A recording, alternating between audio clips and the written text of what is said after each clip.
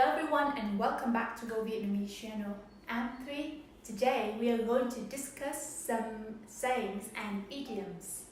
So when you just started learning Vietnamese, you tend to think in English and translate into Vietnamese. Sometimes it works, but sometimes it doesn't work, and we have no clue what I'm trying to say. So I make a video about some common English phrases and then translate it into Vietnamese in a natural way. So if you learn them and you speak to locals, and they will understand you much better. So that's why we have a videos today. So let's get started.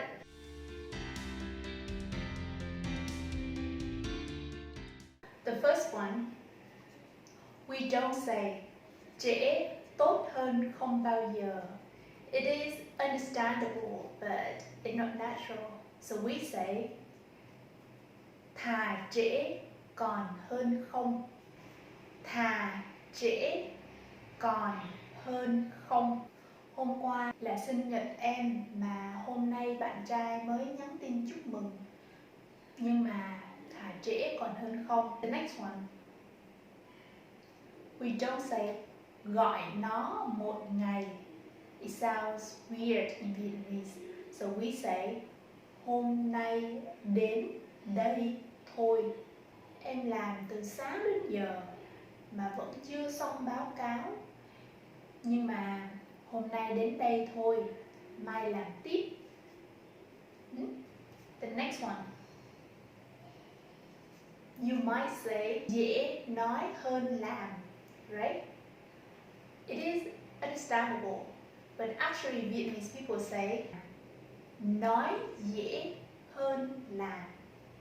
Giãn cách xã hội thì ngày nào chị cũng sẽ tập thể dục và nấu ăn. Nói dễ hơn làm. The next one, you might say cố gắng ở đó, right? But not very natural. So we say cố lên, cố lên, cố lên.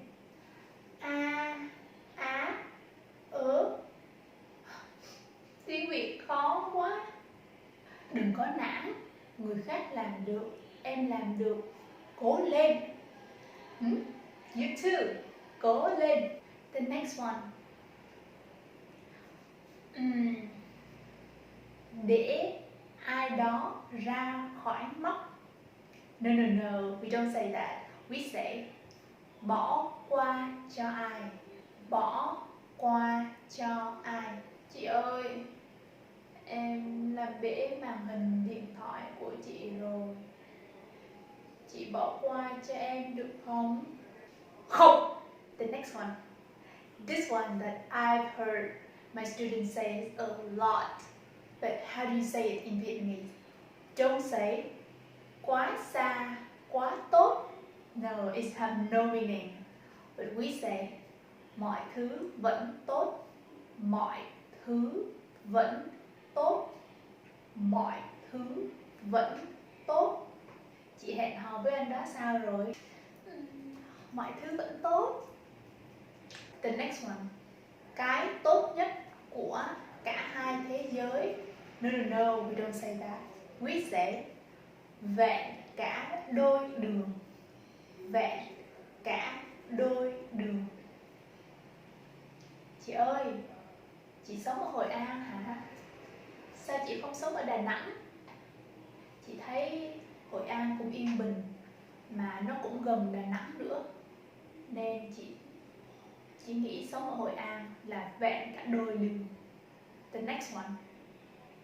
You might say thời gian bay.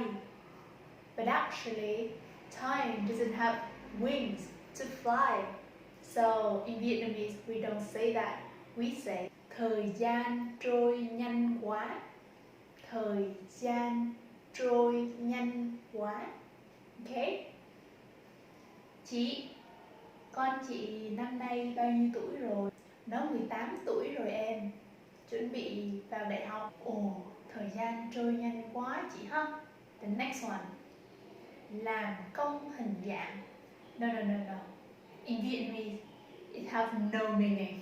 We don't understand. So we say nổi điên.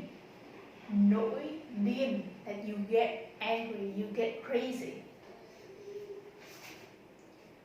N N N N. Chị ơi, N. Oh no, em muốn nổi điên, em không nói được chữ này. The next one, under the weather. Dưới thời tiết. No, we don't say that. We say không được khỏe. Không được khỏe. Chị, hôm nay chị thấy trong người sao? Chị thấy không được khỏe. The next one, dự đoán của bạn tốt như tôi. Nè, we don't say that, but we say tôi đâu có biết. Tôi đâu có biết. Or if you want to sound more fun, you would say biết chết liền. Biết chết liền. Chị nghĩ anh đó có thích em không? Biết chết liền. The last one is we don't say đó là trái đất nhỏ. Nana, but we say trái đất tròn. Trái đất tròn. Ủa? Chị biết anh đó hả? Ừ, anh đó là bạn đại học của chị. Ồ, vậy à? Đúng là trái đất tròn. Em biết anh ấy cách đây 3 năm. Great, so thank you so much for watching the video until this minute. I hope that the video will help you to have a better communication with your friends and family.